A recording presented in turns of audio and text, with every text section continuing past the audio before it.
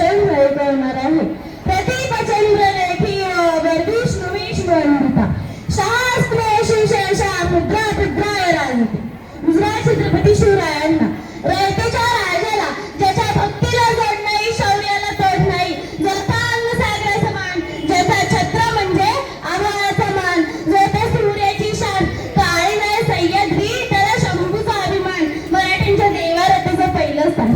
मराठ्यांचा जो वासमंत आहे, कृपावंत आहे, दयेचा वसंत आहे, जिच्या खुशीतून स्वराज्याचं स्वप्न देखील उदयास आलं, त्या राष्ट्रमाता राजमाता जिजाऊबाई. तर मुलखामध्ये राहून स्वराज्य निर्मितीचे स्वप्न पाहणारे स्वराज्य संकल्पक शहाजीराजे भोसले, ज्यांचा इतिहास आठवला की डोळ्यात पाणी आणि अंगावर शहारे आल्याशिवाय राहत नाही, तो छत्रपती शिवाजी महाराज. आणि पित्याने निर्माण केलेलं स्वराज्याचं फक्त रक्षणच नाही केलं, तर पित्याने निर्माण केलेलं स्वराज्य 10 पटीने वाढवलं, असे ते शंभूराजे. आयुष्याचे प्रत्येक क्षण लक्षात राहतात असे नाही, आयुष्याचे प्रत्येक क्षण लक्षात राहतात असे नाही, काही क्षण विसरू म्हणता विसरता येत नाही. आणि असा आत्मविश्वास 16व्या शतकात आजच्या दिवशी एक तेजस्वी तारा चमकला. शिवनेरीवर तोफांचा कडकडाट झाला, सगळीच घड्याळ वाजू लागली. एक अरे इथे सह्याद्रीच्या कडेकपारात धुंडली, अरे माझा राजा जन्मला, माझा शिवबा जन्मला, दीनदलितांचा कैवारी जन्मला, दुष्टांचा संहारी जन्मला, अरे माझा राजा जन्मला.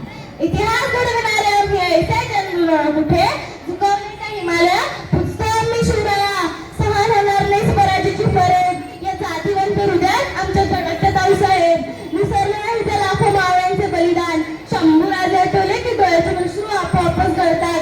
अर्जी ते पडती पावला आमची त्याच इतिहासाचा वाटा, वागतात तर नाही पण मोडणारही नेमत. शिवराय घडले तर संस्कार जिजाऊंचे होते. 18 पगार जातींचे मावळे घेऊन शिवरायांनी हिंदवी स्वराज्य स्थापन केले.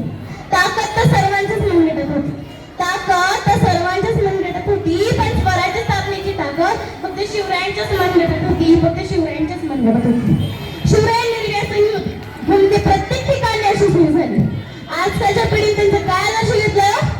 आजकालची बहुतांश पिढी 31च्या रात्री गडबड किल्ल्याच्या पायथ्याशी बसून जर पार्टी करत असतील ना, तर त्यांची घरटी सुरक्षित राहतील का?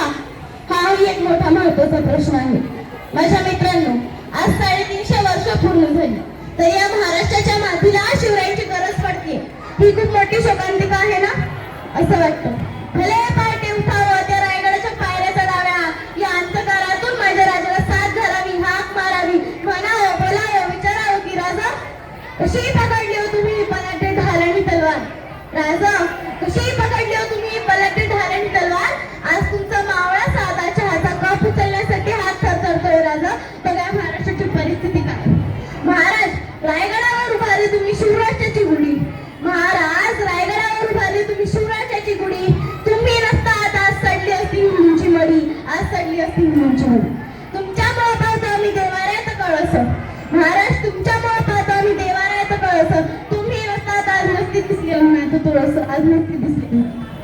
माझ्या मित्रांनो, अनेक दरबारात नाचगाणी शोभा असायची, पण माझ्या राजाची दरबारात कधीच नाचगाणी झाली नाही.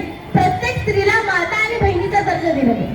म्हणूनच तर म्हणते, श्वासात रोखली वादळ, डोळ्यात रोखली आग. श्वासात रोखली वादळ, डोळ्यात रोखली आग.